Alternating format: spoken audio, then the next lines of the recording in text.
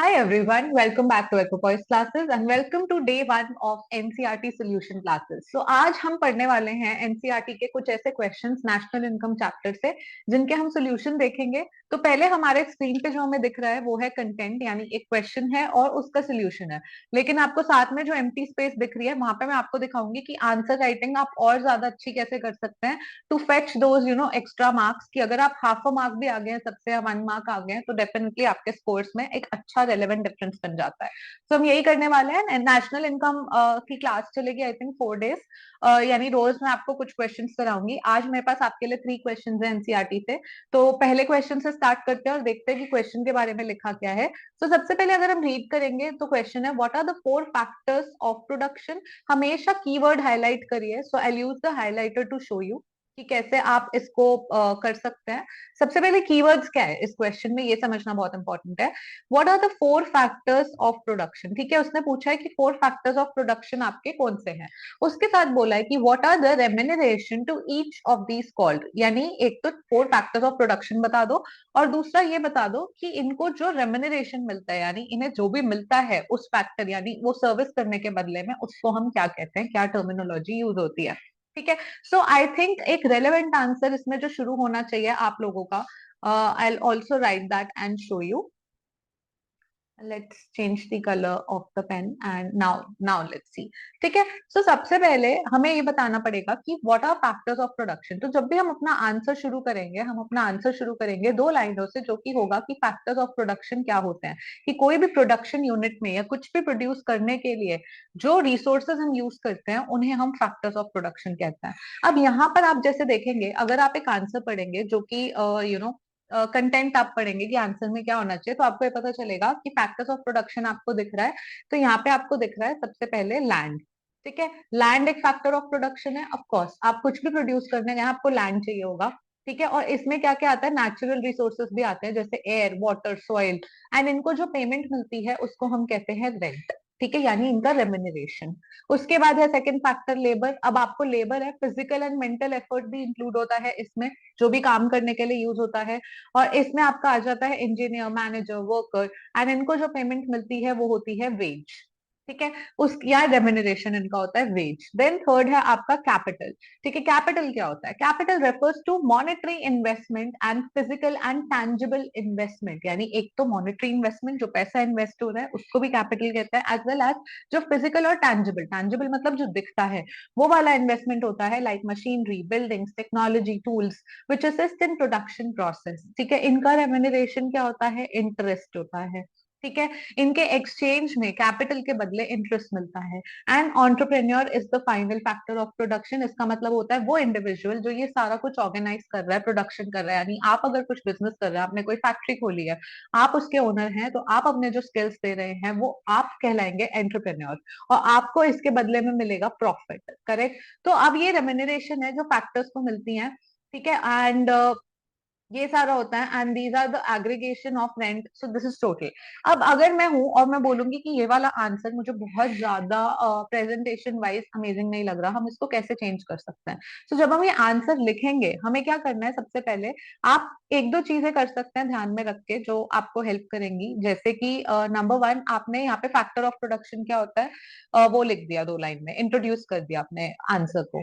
उसके बाद आपने यहाँ एक टेबल या फ्लो चार्ट बनाया जिसमें आपने एक तरफ लिखा फैक्टर ऑफ प्रोडक्शन। ठीक है, टाइटल दिया, और दूसरी साइड आपने लिखा रेम्यूनरेशन। ठीक है, अब आपने ये लिख दिया। अब आपने पहला फैक्टर ऑफ प्रोडक्शन लिखा लैंड। ठीक है, आपने इसके आसपास एक बॉक्स बना दिया, फिर आपने लेबर लिखा, इसके आसपास फिर बॉक्स बना दिया, कैपिटल लिखा, ठीक है, बॉक्स, एंड एंटरप्रेन्योर। ठीक है, बॉक्स। अब आपने साइड में ही लैंड को क्या मिल रहा है, लैंड को आपको मिल रहा है रेंट, लेबर को क्या मिल रहा है, वेजेस। ठीक है, इसको आपने प्रोबेबली क्लाउड टाइप बॉक्स में प्रेजेंट कर दिया, वेजेस है, कैपिटल को मिल रहा है इंटरेस्ट, बॉक्स टाइप बना दिया आपने, एंड आपके एंटरप्रेन्योर को मिल रहा है प्रॉफिट। ठीक है, ये बना दिया।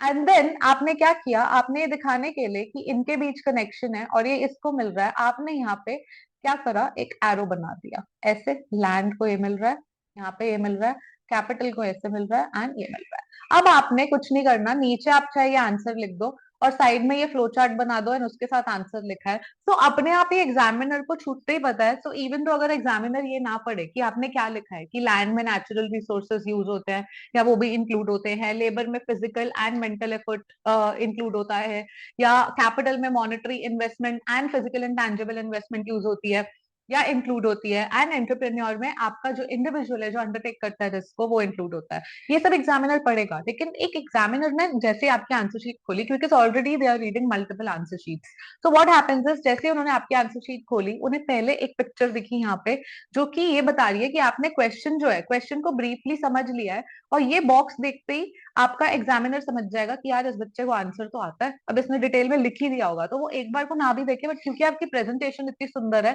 आपका आंसर राइटिंग स्किल उसको पता चल गया कि बहुत अच्छा है, तो ऑब्वियसली आपको यहाँ पे मार्क्स मिलने के चांसेस ज्यादा है। ठीक है, सो ये एक डिफरेंस रहता है। सो मे भी हो सकता है यहाँ पे आप एक आध वर्ड भूल जाएं, तो जो स्टूडेंट ये कर रहा है, अगर ये 4 मार्क्स का है तो उनको सिर्फ 3.5 मिले या 3 मिले, लेकिन यहाँ पे क्योंकि आपने बॉक्स बना दिया होगा, सो अगर आप एक वर्ड स्किप भी कर गए हैं, डेफिनेटली आपको 4 on 4 मिल जाएंगे, क्योंकि उनको पता है कि आपने आंसर बहुत अच्छा लिखा है। सो this is the difference and this is how these classes will go, कि खाली मैं आपको एनसीईआरटी का आंसर नहीं बताऊंगी, बल्कि हर आंसर के साथ मैं आप वो आंसर लिख कैसे सकते थे। सो ये है एक नॉर्मल कंटेंट जो हर बच्चे को आता है, हर बच्चे को पढ़ने को मिल रहा है, बिकॉज आपकी बुक में ये सब लिखा है। मैं कुछ भी आपको नया नहीं करा रही हूँ, सब आपकी बुक में मिलता है। मैं क्या नया करा रही हूँ कि सेम कंटेंट जो आपकी बुक में है, जो हर बच्चे को पता है, जो पढ़ रहा है, उसी को और अच्छे से आप कैसे लिख सकते हो टू फेच दोस मार्क्स। ठीक है, सो यही हम यहाँ पे करने वाले हैं। सेकंड क्वेश्चन पे आ जाते हैं। सेकंड क्वेश्चन कह रहा है, why should the aggregate final expenditure of an economy be equal to aggregate factor payments. ठीक है, so before I mess up the screen और मैं लिख दूं और स्क्रिबल कर दूं स्क्रीन पे, I will say pause this video, stop करो, और ये जो आपको स्क्रीन पे आंसर दिख रहा है इसको पढ़ लो। ठीक है, ये कंटेंट है जो हर बच्चे के पास है, हर बुक में। अब इसको लिखना कैसे चाहिए? Frankly I am not convinced with this answer. मेरे हिसाब से ये आंसर अगर होगा, मैं इसके स्टोरी फ्लो से, या जो आंसर ये फ्लो कर रहा है जिस तरह, मैं उससे कन्विंस नहीं हूँ। क्योंकि इस आंसर में, अगर आपने आंसर पढ़ लिया अभी तक पॉज करके, and now if you are resuming, इस आंसर में स्टार्टिंग में ही मेंशन होना चाहिए था क्वेश्चन क्या पूछ रहा है। चलो let's first highlight and understand. Her question की ना एक अपनी डिमांड होती है, तो आपको ये याद रखना है कि आपसे कोई क्वेश्चन पूछा, पढ़ के आप बहुत गए हो, ठीक है, आपने मल्टीपल बुक्स रीड करी है, आपको बहुत अच्छे से आता है, लेकिन अब आपको ये नहीं समझ आ रहा कि आंसर की रिक्वायरमेंट कितनी है, तो आप हो सकता है सारा कुछ लिखा हो, लेकिन क्वेश्चन तो ये सब पूछ ही नहीं रहा ना, तो आपको ये पता होना जरूरी है आपसे पूछा क्या गया है। सबसे पहले पूछा गया है, why should aggregate final expenditure, एक इकोनॉमी में एग्रीगेट फाइनल एक्सपेंडिचर जो हो रहा है, यानी जो टोटल खर्चा हो रहा है, why should it be equal to aggregate factor payment, यानी कोई फैक्टर है। अब अगर मैं इसे अपनी लेमैन लैंग्वेज में आपको ये क्वेश्चन समझाना चाहूँ, तो मुझे क्या समझ आया इस क्वेश्चन से, कि मैं एक फैक्टर हूँ, मैं लेबर हूँ। ठीक है, अगर मैं लेबर हूँ और मुझे प्रोडक्शन से मतलब जहां जो भी प्रोड्यूस हुआ है, टी शर्ट फैक्ट्री में मैं काम कर रही थी, मैं लेबर हूँ, तो मेरे को वहां से क्या मिला है, मेरे को वेजेस मिले हैं। अब वो वेजेस जो मिले हैं वो फैक्टर पेमेंट है। सारे वेजेस इक्वल क्यों होने चाहिए, कि मैं सारा जो खर्चा कर रही हूँ, यानी यहाँ पे मुझे वेजेस मिल रहे हैं और यहाँ मैं एक्सपेंडिचर कर रही हूँ, so why should this wages be equal to this total expenditure. अगर ऐसा है, तो सबसे पहले आपके माइंड में क्या आना चाहिए, इसका ये मतलब है कि आप लेबर हो, आप फैक्टर ऑफ प्रोडक्शन हो, आपको जो पैसा मिला सैलरी के तौर पे, या आपको जो पैसा मिला, आप चलो आपके लैंग्वेज में लेते हैं, आप एक स्टूडेंट हो, आपके पेरेंट्स ने आपको पॉकेट मनी दी, अब वो 1,000 रुपए पॉकेट मनी जो दी, why should it be equal to, वो इनकम है आपकी, ठीक है, वो फैक्टर पेमेंट है। अब वो सारी इक्वल क्यों होनी चाहिए जो आपने खर्चा किया, यानी आपका खर्चा भी 1,000 रुपए होना चाहिए। इसमें सबसे पहला अजम्पशन क्या लिया हमने, कि आप सेव ही नहीं कर रहे, यानी आपके पेरेंट्स आपको 1,000 रुपए देते हैं महीने के, आप सारे खर्चा कर देते हो, या मैं लेबर हूँ, मुझे जितने वेजेस मिलते हैं मैं सारे खर्चा कर देती हूँ, यानी एक तरह की हम अजम्पशन लेके चल रहे हैं कि हम सेविंग करते ही नहीं। क्या इकोनॉमी में नॉर्मली ऐसा होता है कि कोई इंसान बिल्कुल ही सेव नहीं कर रहा? आई मीन होता है, अगर आप बहुत पुअर हो और आपके रोज के खर्चे भी नहीं मीट हो रहे, तो ऐसे में होता है कि आपको जो मिला आपने खर्चा कर दिया, क्योंकि आपकी बेसिक नीड्स सेटिस्फाई नहीं हो रही। बेसिक नीड्स क्या होती है? टिपिकल हिंदी लैंग्वेज में रोटी कपड़ा मकान। अगर आपका इतना काम चल रहा है, आपकी बेसिक नीड्स पूरी होनी चाहिए, बट वो भी नहीं हो रही, तो ऑब्वियसली आपके पास सेव करने को पैसा आएगा ही नहीं, क्योंकि पैसा ही नहीं है फर्स्ट ऑफ ऑल। बट जिनके पास मनी है रैशनली, क्या वो सारा पैसा खर्चा कर देते हैं, बिल्कुल ही सेव नहीं करते? नॉर्मली ऐसा नहीं होता, इसका मतलब हम अज्यूम कर रहे हैं। सो हमें ये चीज क्लियर करनी एग्जामिनर को जरूरी है कि यार ये क्वेश्चन अगर आपने हमसे पूछा है ना कि फाइनल एक्सपेंडिचर क्यों इक्वल होना चाहिए फैक्टर पेमेंट के, इसका मतलब सबसे पहले तो ये क्वेश्चन ही अज्यूम कर रहा है कि यहाँ पे जो सेविंग है वो नहीं, हम अज्यूम कर रहे हैं कि we are not saving. Savings को हम क्या कहते हैं? लीकेज कहते हैं।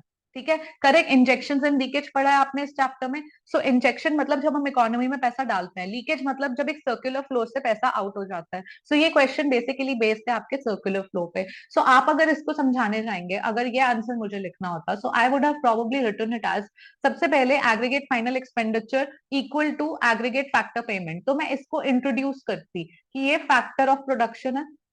ठीक है, ये फैक्टर ऑफ प्रोडक्शन है। ठीक है, अब यहाँ पे प्रोड्यूसर है और यहाँ पर एक्सपेंडिचर है।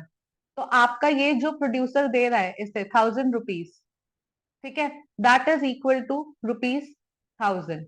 और मैं ये लिखती कि ये पूरा डायग्राम मैं साथ में बनाती थोड़ा और क्लीन एंड नीट, एंड यहाँ पे मैं लिखती अज्यूम, ठीक है, there are no leakages in the form of saving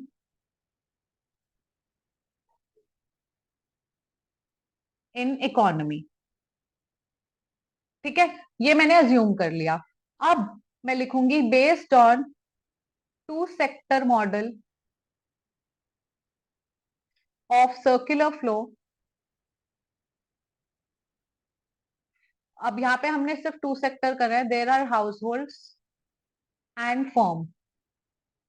ठीक है, ये इन्हें फैक्टर सर्विस देते हैं, ये इन्हें फैक्टर पेमेंट देते हैं। बदले में ये गुड्स खरीदते हैं, गुड्स की पेमेंट देते हैं और इनसे गुड्स लेते हैं। ये टू सेक्टर मॉडल पता है आपको?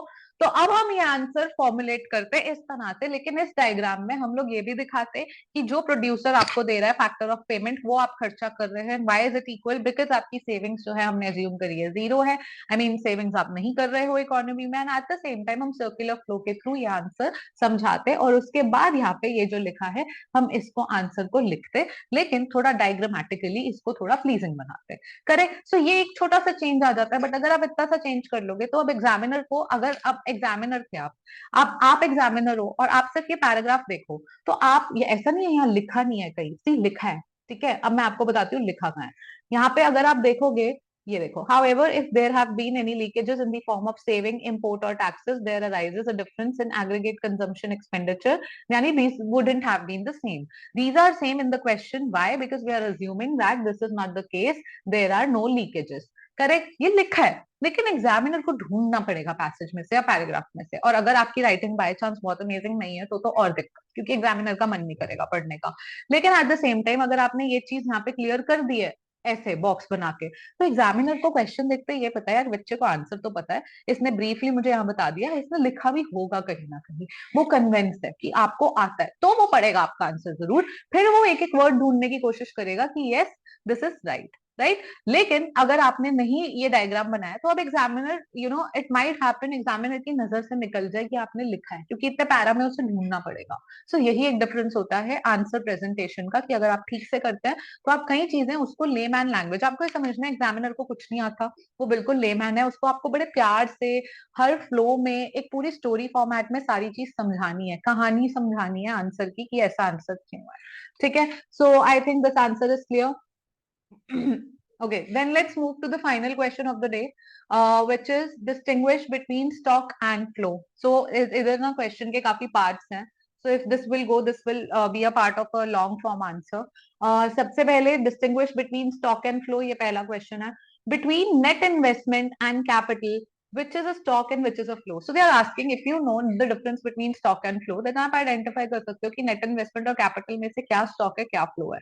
And then you have to compare with the flow of water into a tank. अगर आपने एनसीईआरटी पढ़ी है तो एनसीईआरटी में water into a tank का एक डायग्राम है, and I would say practice that, making that diagram, क्योंकि स्टॉक और फ्लो जब भी समझाओ ना वो डायग्राम जरूर यूज करना।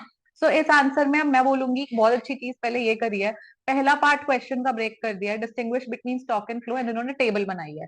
जब भी आपको क्वेश्चन में बोले distinguish, I will always say table बना लो, कंपेयर करो। ठीक है, तो स्टॉक और फ्लो में क्या डिफरेंस उन्होंने बताया है? स्टॉक और फ्लो में उन्होंने डिफरेंस यहाँ पे बताया, बिल्कुल करेक्ट है। टाइम डायमेंशन नहीं होता, पर्टिकुलर टाइम पर होता है। एग्जाम्पल दिया स्टॉक का, कैपिटल, उन्होंने यहाँ पे ही लिख दिया। कैपिटल और नेट इन्वेस्टमेंट में बताना है, उन्होंने बोल दिया कैपिटल यहाँ पर है और नेट इन्वेस्टमेंट आपका यहाँ आ जाता है फ्लो में। फ्लो के बारे में 3 पॉइंट्स दे दिए कि टाइम डायमेंशन है और during a period of time होता है। और एग्जाम्पल देखो, बैंक डिपॉजिट एक पर्टिकुलर डेट पे स्टॉक हो गया, और बैंक डिपॉजिट फ्रॉम एक particular time to a particular time, यानी during a period of time वो फ्लो हो गया। सो बहुत ही अच्छा, एक ही एग्जाम्पल बैंक डिपॉजिट का, लेकिन कब वो स्टॉक होता है कब वो फ्लो होता है बहुत ब्यूटीफुली समझा दिया। Totally convince with this answer, with this part. Okay, perfect. Then next आ जाता है distinguish between net and capital. ठीक है, तो अब आपको क्या करना है, सबसे पहले आपने एग्जाम्पल में ये बता दिया कि स्टॉक, आपने नेक्स्ट पार्ट में बोला कि कैपिटल जो है वो स्टॉक हो गया एंड फ्लो हो गया, वो आपने इधर इंक्लूड कर दिया। अब बस इसमें एक डिफरेंस होता मेरे एंड पे, वो ये होता कि जो थर्ड पार्ट मुझे आंसर करना होता, मैं क्या करती, मैं यहाँ पे एक टैप ड्रॉ करती।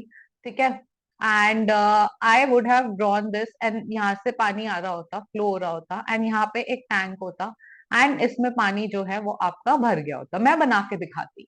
ठीक है, अब जब मैं यहाँ बनाती तो फिर मैं, आपका एक्सप्लेनेशन यही रहता। ठीक है, यहाँ पे जो एक्सप्लेनेशन है वो बिल्कुल यही रहता, लेकिन साथ में डायग्राम होता, और वो डायग्राम से मैं ये बताती कि जो वाटर फ्लोइंग है, ठीक है, करेक्ट, वाटर जो फ्लो हो रही है, अब यहाँ पे देखो कि stock is the can be the amount of level of water in the tank. So यहाँ पे मैं डिस्टिंग्विश करती level of water in tank equals to implies stock. ठीक है, और मैं इसको हाईलाइट कर देती या बॉक्स में करती, और फिर ऊपर एरो बना के water is flowing out of tank through a tap, then this level of water will change over time and the difference in water level, या जो फ्लो हो रहा है यहाँ पे वो फ्लो हो जाएगा। The level flowing into the tank, यहाँ पे फ्लो हो जाता, लिखती मैं और ये समझा देती through that particular diagram. Okay, and लिखती भी, ये जो लिखा है बिल्कुल करेक्ट है। सो ये आंसर से I am 100% convince.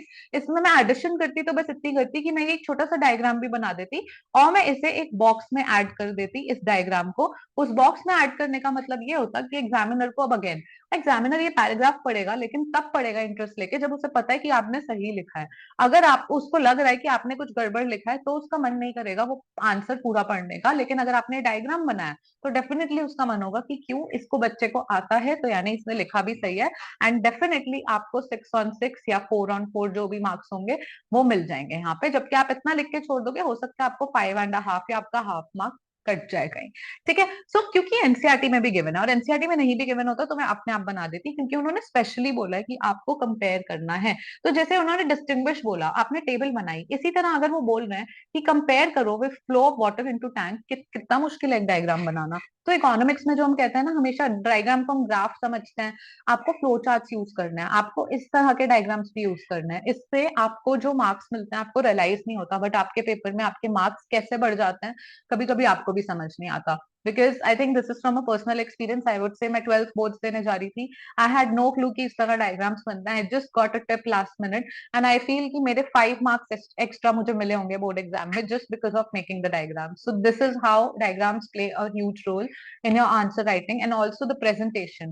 Like there's a always, I will say, there's a way of presenting answer, be it a 3 marker, okay, one word छोड़ दो, I mean 1 marker छोड़ दो, 3 marker हो, 4 marker हो, 5 marker हो, 6 marker हो, ठीक है, उसके आंसर में हमेशा इंट्रो से शुरू करो, 2 लाइन। और 2 लाइन इसका मतलब ये नहीं कि क्वेश्चन ही उठा के कॉपी कर दिया, नहीं, उस क्वेश्चन में अगर कोई कीवर्ड है उसे पकड़ के, जैसे स्टॉक और फ्लो है, so what is stock, what is flow, या we are talking of stock and flow, आप एक इंट्रोडक्शन में लिखो, इंट्रोडक्शन में 2 लाइन्स लिखो, उसके बाद आप अपना बॉडी लिखो। बॉडी में मेन कंटेंट आता है आपका, यानी आंसर अगर 4 मार्क्स का है तो 4 पॉइंट वाइज आंसर लिखने की कोशिश करो, 4 पॉइंट लिखो। 5 मार्क्स का है, 5 पॉइंट लिखो। 6 मार्क्स का है, 6 पॉइंट लिखो। कीवर्ड्स हमेशा अंडरलाइन करो, कीप अंडरलाइनिंग, एंड इसी के साथ साथ बॉडी जब लिख रहे हो, आई विल से बॉडी इतने पार्ट में बनाओ, साइड में हमेशा स्पेस छोड़ो डायग्राम के लिए या ग्राफ के लिए, उसी पॉइंट्स के साथ, ताकि वो आपके आंसर को कॉम्प्लीमेंट करे, जो आपने रिटन कंटेंट लिखा है उसको कॉम्प्लीमेंट करे आपका डायग्राम। इंट्रो हो गया 2 लाइन का, बॉडी हो गई, और बॉडी को कॉम्प्लीमेंट करा आपने डायग्राम के साथ या फ्लो चार्ट के साथ। एंड क्योंकि फ्लो चार्ट एंड डायग्राम पे ना जल्दी नजर पड़ती है, पिक्टोरियल मेमोरी बहुत शार्प होती है, तो एग्जामिनर पहले डायग्राम देखेगा, उसको लगेगा इतना सुंदर आंसर है, तो उसका मन करेगा आपका कंटेंट या आपकी बॉडी पढ़ने का, जो कि मेन कंटेंट कंप्राइज करती है, जिससे आपको मार्क्स मार्क्स मिलने हैं। लेकिन वो अगर इसे पूरा पढ़ेगा और उसको श्योरिटी है कि आपने सही लिखा है, वो किसके बेसिस पे आती है, डायग्राम के बेसिस पे। एंड सिमिलरली नीचे कंक्लूजन लिख दो एक लाइन में, कंक्लूड योर आंसर एंड हमेशा ऑप्टिमिस्टिक कंक्लूजन दो। इफ वी से ऑफ इंडियन इकोनॉमी, तो हमेशा पास्ट का कोई पॉजिटिव एग्जाम्पल लेके कि पास्ट में ये हुआ था तो फ्यूचर में भी ये होप है, या पास्ट में कुछ हुआ हमने उसे ओवरकम ऐसे करा। Be optimistic in your answer, never be pessimistic और negative when you are concluding. तो एग्जामिनर को ये ना लगे कि यार ये तो बच्चा ही नेगेटिव है, तो पूरा आंसर लिख के भी इकोनॉमी के बारे में बोल रहा है कि ओ इकोनॉमी तो हमेशा हमारी पॉवर्टी रहेगी, लोग पुअर ही रहेंगे हमारी इकोनॉमी में, इंफ्रास्ट्रक्चर कभी डेवलप ही नहीं होगा। ये नहीं लिखना। ये लिखना है कि पहले अगर कुछ नहीं हो रहा था, धीरे धीरे पॉलिसीज आई जिस वजह से इंफ्रास्ट्रक्चर और डेवलप हुआ, एंड वी आर होपिंग कि आगे और ज्यादा ग्रोथ होगी इकोनॉमी की। या कुछ की पॉइंट्स लिख दो that India from single digit growth in GDP have moved to double digit growth, or you can write कि कब कौन से ईयर से कौन से ईयर में India has become fifth largest economy. So keep some check points and answer में हमेशा last में वो add कर दो. ठीक है, conclusion में one line, it will always fetch you more marks as I said. So this is a typical presentation style of an answer, but I'll keep repeating this presentation style in every class so that आपके memory में itch हो जाए, and अगर कोई ये video नहीं देख रहा, कोई और देख रहा है, तो उसे वहां पे help हो जाए. So I hope कि आज के लिए इतना काफी था, and we had this many questions. So I think for today that's it. And daily मैं question लाऊंगी, तो एनसीईआरटी के आंसर्स तो करेंगे ही, लेकिन साथ साथ उसको प्रेजेंट कैसे करना है ये भी सीखते रहेंगे, जैसे कि हमने आज सीखा. So I hope this was a good session. कुछ भी लगाओ तो कमेंट सेक्शन में लिखिए, कोई और क्वेश्चन है वो भी कमेंट सेक्शन में मेंशन करिए. And keep liking the video, share it with anyone you feel कि जिनको हेल्प होगी. And do not forget to subscribe to the channel, and I'll see you next time. Thank you so much everyone, and take care.